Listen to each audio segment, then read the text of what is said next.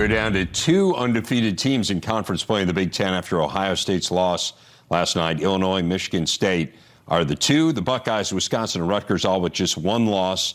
The number 3 team in the nation, Purdue, is 1-2, as is preseason number 6, Michigan. Here to break it down a little bit more, Mike Decourcy of the Sporting News and the Big Ten Network. Excited to be in studio with him on Sunday, and maybe a precursor to some of those conversations here. Mike, let's start with the positives. What has been the most positive surprise from your point of view in the Big Ten? I think the most positive surprise is the development. I'm going to say two players. The most positive surprise, Johnny Davis and Keegan Murray. I expected both of them to have significant steps forward, but they're going like Bob Beamon, 2 feet beyond the long jump record. To go from basically a single-digit scorer and a low minutes player as a freshman. In both cases, it was mostly because the players ahead of them were veterans and very good. But to get this much better this fast, I think is astonishing, and it's made the conference significantly better. It obviously made both the Badgers and the Hawkeyes as well. Yeah, it's crazy to see those guys. I mean, it was, they put up the graphic during the game yesterday, and you've got 2 of the top 3 scorers in the country in that game, and then the other one is Kofi Cockburn. And you just don't think of Big Ten players leading the nation in scoring just because of how good the defenses are in this league, and we'll see whether or not one of them ends up doing it. But there are some transcendent stars, no doubt. What about from a team point of view? Are there teams that have surprised you in a real positive way? I would start, honestly, with Penn State. And maybe I shouldn't be surprised. Obviously, I like the coaching hire, and I like the group of guys they got. So maybe I'm more surprised that they struggled early. But I think that they're a good group that plays hard and plays together, plays to win. Maybe if they'd held on to some of their transfers, they'd be talking about being a first division team in one of the best leagues in the country. But I like the way they've bounced back from a difficult start in regular play, not just conference play, but to go from a difficult non-conference to start very well in league, I think is a nice surprise. Obviously, Minnesota would be near the top of that list. I don't think I was the only one who put them at the bottom of the league in preseason projections, and here they are right now, firmly in my projected NCAA tournament bracket. Now, firmly relative to the field, but not firmly because you have to go through 80% of a conference schedule in the toughest league in the country. So you have to continue to perform well in order to get there. Yeah, nothing guaranteed, obviously, at this point, but I'm right there with you. I mean, I've said on this show I wasn't sure they'd win a game in the league. I mean, when you looked at the roster and just not knowing the players, not having watched them play, but you kind of saw where they came from and like, okay, so now you're telling me you're going to take an entire team of mid-major guys and you're going to compete in the Big Ten? And the answer is yes, and we're going to compete well. Ben Johnson's done a really nice job, and hats off to all those players. They have, again, players playing some major minutes and have really stepped up and proven that they are high major players. What about the flip side? Michigan is probably the most obvious one. Teams you thought would be better, are they the first one that comes to mind? Well, they're the one that comes to mind. I have said that I think that the knock on them, the most disappointing in the country kind of label, I think is rough on them because it was based on a lot of assumptions. The assumption that because a year ago they were able to take a couple of transfers and tack them onto their roster and excel, that obviously that's easy to do. Well, it's not. In some cases, those transfers blossom and excel, and we're seeing that as we just discussed at Minnesota. But in some cases, it doesn't quite click. And I think the problems that Caleb Houston is having adjusting to high major basketball it's not unprecedented. I'm sure it's disappointing for him and for the Wolverines. And I know he's too talented to continue to perform at this level. But maybe because of the nature of the team, more is weighing on him in terms of responsibility to produce, and he's able to handle at this point. And maybe that turns around before the end of the year. But I think that I think it's unfair from a lot of the media to call them the most disappointing team in the country because sometimes we miss on projections, and this is one we did. We assumed too much about what their roster had coming in, and it just isn't quite clicking.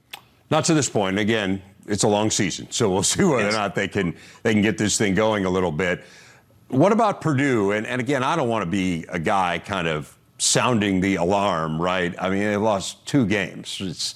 It's certainly not the end of the world, but it does feel like defensively. I thought Matt Painter had a great quote the other day where he said in the postgame after the Wisconsin game, I keep saying that we're not a good defensive team, and everyone says, well, that's just Matt and coach speak. He said, I want to be perfectly clear. We're not a good defensive team. And I think we have seen that. I mean, they're certainly not a great defensive team. They're probably somewhat above average nationally. But is it as simple as that? Is there something else going on there as well? Well, I think that the circumstance at point guard is a problem as well. They're still wrestling to get that rotation quite right. And they're having to depend on Jaden Ivey to initiate a lot of offense. And they're both fine college players, Eric Hunter and Isaiah Thompson. They're both very solid college players, but neither is the typically dynamic, assertive playmaking type. They both have strengths as players, but neither one of them is Chris Paul or an approximation of Chris Paul. Right. That's a high bar, Mike. Well, yeah, and he's the first one that came to mind. So, but I'm trying to think of a point guard who distributes the ball really well, who sees the floor really well. Andre Curbelo, if he were back on the floor, that kind of player, someone who can really move the ball around. Neither one of them is really that. And so they use Jaden to cover for that. And that's okay, but if you're going to use him to cover for that, then you have to get other things out of Eric and Isaiah. What they did at the start of the year, they got great shooting out of them, especially Isaiah. They've always counted on Eric for great defense. He's not been as oppressive against the ball as he had been in the past. So those are things that have to improve for both the offense to get a little better and for the defense to get a lot better. So who's the best team in this league right now? I thought at the beginning of the year it would be Illinois. What's interesting to me about the fact that I believe that's where they stand now is that they are not the team I thought they'd be because of Andre. I thought that the reason they'd be the best team in the country was they would have the best post and the best playmaker, and in between a number of guys who could make shots or make plays, and they don't have that. And so Trent Frazier's had to do a wonderful job of being that player who, when I talked before about what Eric Hunter's not doing, to an extent, Eric Hunter can be Trent Frazier. I mean, he's not going to come in and bang in 3 threes in a row like Trent did last night, but he can get the ball to good places and set it up and then defend the ball really well. That's what Trent is doing. And then, of course, Alfonso Plummer emerging as essentially a better version of Trent on the wing, has really elevated who they are. So what's interesting to me is I do think they're the best team in the league right now. And if Andre is able to come back, what will they be then? How will they accommodate that? I think that, again, changes the chemistry for them. It gives them a higher ceiling, but also gives them short-term concerns to have to deal through. Yeah, it's going to be fascinating to see how he fits in because, again, they're rocking and rolling. They're playing really well right now, and you don't want to not be excited to have him back because he can be, I mean, as we've seen, he's an exciting and dynamic guy, but it is going to be a challenge for Brad to figure it out when you're already playing better, perhaps, than anyone in the league. Mike, we will continue all of these conversations on Sunday. Look forward to sharing some set space with you, my friend. Can't wait, Dave. Always a pleasure. Looking forward to it. All right. Football chatting among the biggest Big Ten stars that have announced they are headed to the NFL. Heisman runner-up Aiden Hutchinson, along with his fellow rush end David Ojabo, Daxton Hill, Hassan Haskins as well off the Big Ten champs. Walter Camp National Player of the Year, Kenneth Walker III. Ohio State star receivers, Garrett Wilson, Chris Olave. Purdue's 2 biggest stars, David Bell and George Karlaftis. They were all great at the college level, but How does the NFL see them? If only we had someone we could ask. Oh, wait, we do. The Athletics draft analyst, Dane Brugler, is joining us now to shed a little light on where all these guys fit in the NFL draft picture. Really appreciate it, Dane. Let's start here. Big picture. How do you think the Big Ten's draft class stacks up? How many guys you think are kind of at least in that conversation to be first-day picks? Well, if the actual draft plays out anything like my first mock draft, then the Big Ten should do pretty well. In my mock draft, the conference had 7 first-round picks. That was second to the SEC, and it would match last year's total from the Big Ten. So when you look over the last 5 years, the Big Ten is averaging about 6 first-round picks each year. So this would be slightly above average. And I think 8 first-round picks is attainable, and that's a number they have not hit since 2016, so over 15 years. Or 2006, over 15 years. Yeah, it'd be a quarter of the draft, so we'll see whether or not they can get to that point. You also have a Big Ten player at the very top of the draft, Aiden Hutchinson. Clearly, he did not begin the year at the very top of the draft. So what are the attributes? What kind of happened during the year? And we all know about the production, clearly, and guy finished second in the Heisman. But the NFL draft looks at how this guy translates to the next level. What is it about Aiden Hutchinson that made you and is making others say this might be the best player available? Yeah, and on my initial top 50 board back in August, he was number 13 overall. So, I mean, he was already in that mid-first round discussion, maybe a top 10 pick. So he started off pretty high. And then what he did throughout the year, leading the country in pressures per game, that Ohio State game especially, you could tell he was waiting all year for that one game, coming back from the injury.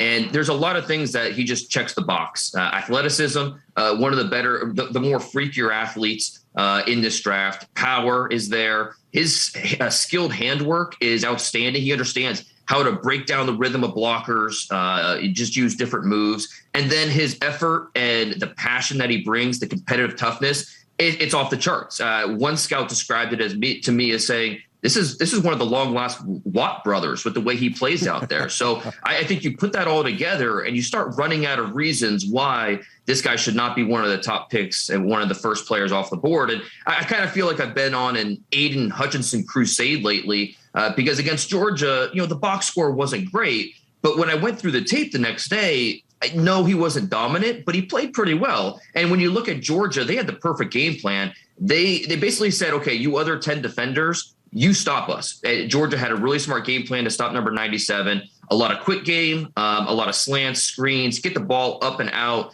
And then where there were drop back opportunities, Hutchinson rarely saw those one-on-one matchups because there was a back or a tight end staying home, chipping him. And so reminded me a lot of 2 years ago when Clemson did the same thing to Chase Young in the semifinals of the college football playoff. They overtly ran plays away from him. They were determined not to let the best player in the field beat them. And so that's what Georgia did to Hutchinson. In my opinion, however you felt about Hutchinson as a prospect going into the Orange Bowl, I still think that's how you should feel coming out. Interesting. What about his teammate, David Ojabo? He's a fascinating story. We've actually had him on the show, and he told the story of not starting to play football until well into his high school career, grew up in Scotland, didn't really know anything about the sport, and has become one of the elite edge rushers in college football. And we know how important that position is in the NFL. Do NFL people see that as a positive that he hasn't played a lot of football? That, hey, we can kind of teach him and there's a higher ceiling here? Or is this we need someone we can plug in from day one and we want someone who's played a lot of snaps? What's the kind of balance there? Yeah, I think it's a little bit of both. Obviously you want a player that has polish, like an Aiden Hutchinson who, has a really good idea of what he's doing and is not a projection like David Ojabo is. But at the same time, the NFL is looking for explosive traits, and that's what David Ojabo offers. And so there's going to be some fascinating conversations in war rooms as teams stack their draft boards and try to figure out where to put him. I've talked to some scouts, last month before the Ohio State-Michigan game who said probably a late 1, more likely an early 2. But then, after you go through some of these games and you look at the potential, I just don't see how he gets out of the top 20 picks. And there's a good chance that Michigan could have two of the first three pass rushers drafted. And it reminds me similar to last year with Jason Oweh, who David Ajabo's former high school teammate, another guy who was young in football years, who had just freaky potential because of the athleticism. The Ravens take him in the first round, and he had a really productive first year for Baltimore. So Ojabo, I think the big difference, Ojabo actually had the production this year. He had 11 sacks, second only to Hutchinson in the Big Ten. So even though he probably isn't an NFL starter right away, mainly because of he needs to get a lot better in the run game. That's the thing that scouts would bring up to me every time when we talk about David Ojabo. He'd probably have to be eased into a pro defense. But again, he's so explosive, so long. His get off, his twitchy bend, the way he can get after blockers in different ways. He's just not going to fall too far in the first round. So I think you could even argue that there's no doubt Hutchinson is the better player right now. You could make the argument Ojabo is the better prospect because of his traits. They're just rare and the ceiling is so high. Let's move on to the Ohio State wide receivers, Garrett Wilson and Chris Olave. You have both of them going in the first round. You have Wilson ahead of Olave. What makes him a better prospect in your eyes, and I assume in the eyes of the scouts you've talked to? Yeah, this is another really talented wide receiver class. I had 6 wide receivers in that top tier. All should be first rounders, and half are Big Ten guys. And 2 that you mentioned with Garrett Wilson and Chris Olave. The 2 areas that really set Wilson apart for me, first, the ball skills. The word elite gets overused a little bit, but Wilson has elite body control. The adjustment skills, he can make those mid-air acrobatics look routine. He doesn't have great size, 6 foot 190. But his ball skills and body control really expand his catch radius. And he plays like a target that's 6'4" with a huge wingspan. So the second area where I think he really sets himself apart is his ability to create before and after the catch. He's very, very fluid in and out of his breaks, the route athleticism to create his own spacing. And then after the catch, he has the instincts to make guys miss. So Wilson is the type of player who makes the playbook come alive. And that's what NFL teams are looking for. Centers very rarely go high in the draft, and yet you have Tyler Linderbaum in the top 10. Now, we've been hearing all year, and really for a few years, that this guy's different, that he's one of the best center prospects to come around in recent memory. What will it take for a team to say this position that we normally don't draft players this highly, that to use a top 10 pick, for instance, on a center is something where you've got to get it right? What is it about Tyler Linderbaum, and kind of what would it take for a team to make that move? I think there are 2 factors here. First, this draft is just not top heavy in the top 10.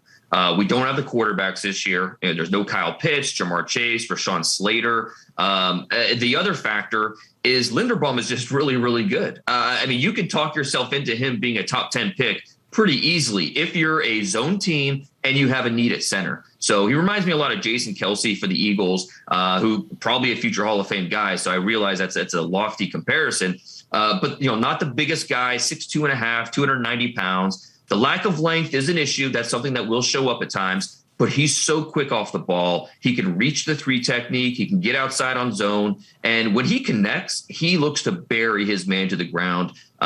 Just a nasty, nasty player. So much power in that frame. Honestly, we're probably looking at Linderbaum as being more of a mid-first round guy. But again, if there's a zone team picking in the top 10, it's not hard to look at Linderbaum and say, hey, we can plug him in and he could be our guy for the next decade, maybe longer. So he will be the first interior lineman drafted. It's just a matter of how high. What about the Michigan State players? I mentioned Kenneth Walker, again, winning the Walter Camp, which awards the best player in college football. So at least in some people's eyes, he was the best player there was. I know running backs have been devalued, certainly through the years. You've got Jalen Naylor as well at wide receiver. Where do those guys fit in? I've talked with several teams who believe that Walker is the top running back available in this draft class. He has such an instinctive ability to set up his cuts, force missed tackles, and that absolutely translates to the pro game. I mean, anybody that's watched the Michigan State game this year understands that anytime he touches the ball, he's a threat to break off chunk yardage. So there are questions about him in the passing game. That's something that NFL teams obviously pay a lot of attention to. He's somewhat unproven as a pass catcher running routes, and he needs to be better as a blocker. But as a ball carrier, the vision, the burst off his plant foot to dart away from trouble.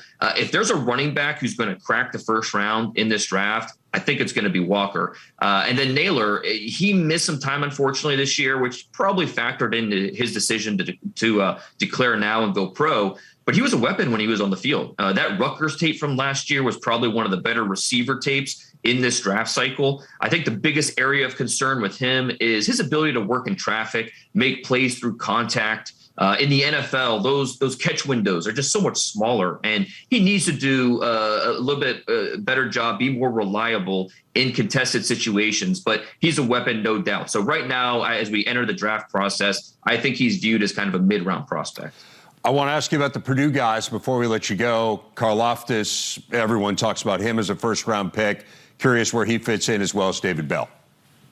Yeah, Karlaftis, honestly, a little polarizing with teams. Some see him in the first round. Others have second-round grades on him. He's not a super long player, so there are times where he can be engulfed by wide blockers. But what you love about his game are his hands. They're not only physical and violent, they're well-timed, they're strategic, and it really helps him break down blockers and be disruptive. The nonstop motor, the power, the skilled hands, that should all translate fairly well to the pro game. I'd be very surprised if he does not end up in the first round. And then on offense with David Bell, the production speaks for itself. He went over 100 yards receiving in over 60% of his career games at Purdue, which is just a crazy number.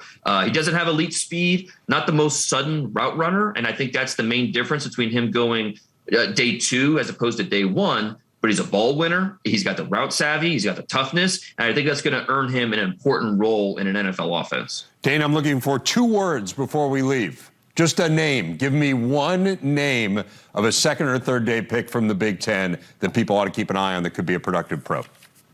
Leo Chenal. Wisconsin fans know, right?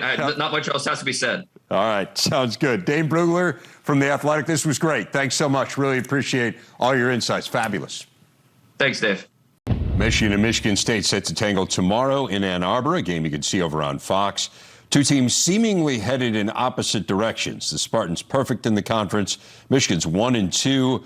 Wolverines feel like they're on the outside looking into the NCAA tourney, at least for now, yet to pick up a quad 1 win.